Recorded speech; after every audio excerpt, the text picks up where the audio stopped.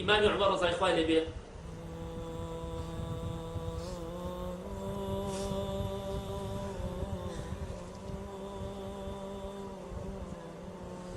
إمام عمر رضي الله عنه بيت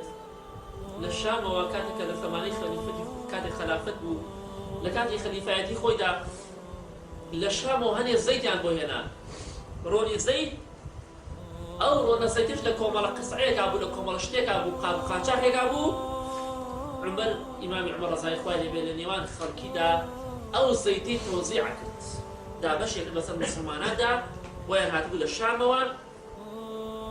إمام عمر رضي الله عنه بيه مناڵێکی خۆی هەبوو مناڵەکەی چوونە سێگر بەناو ڕۆنەکەکە کەڕۆنەکە ئیمامی عومەر ڕەضای خواه لێبێ بەتاڵی ئەکرد لە قسعەکە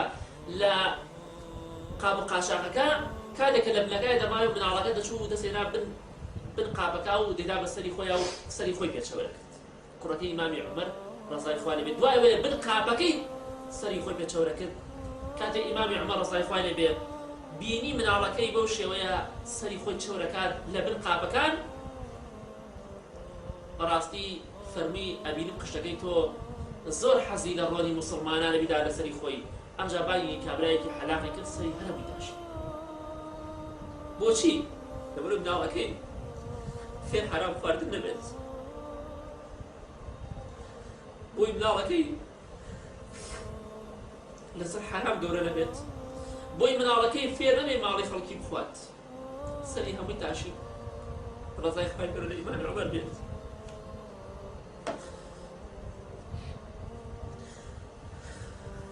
إمام عمر رضي الله عنه بدأ يفرمو يا ليتني لم تلد أمي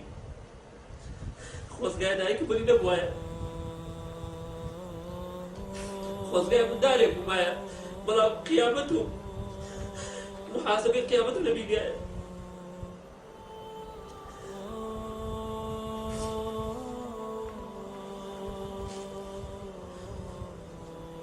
ئێمە ئینشاءالله هەوڵ بدەین ئەوانە بکەین بە مامۆستا و پێشەوای خۆمان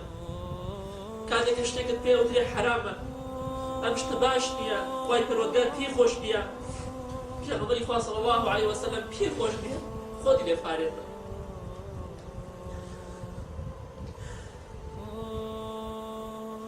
ئەم زانایانە کە باسی دەکەین هیچیان لە ژیاندا نەماوە هەموویان لە ژێر خۆڵدا هەموویان وەفاتیان کردووە رحمەتی خوایان لێبێت سەرنجامی ئێمەش هەر ژێر خۆڵە بەڵام باوەکوان بە سەربەتی بچنە ژێر خۆڵەوە نەک بە سەرشۆڕی و زەلیل لە خزمەتی خوای پەروەردگاردا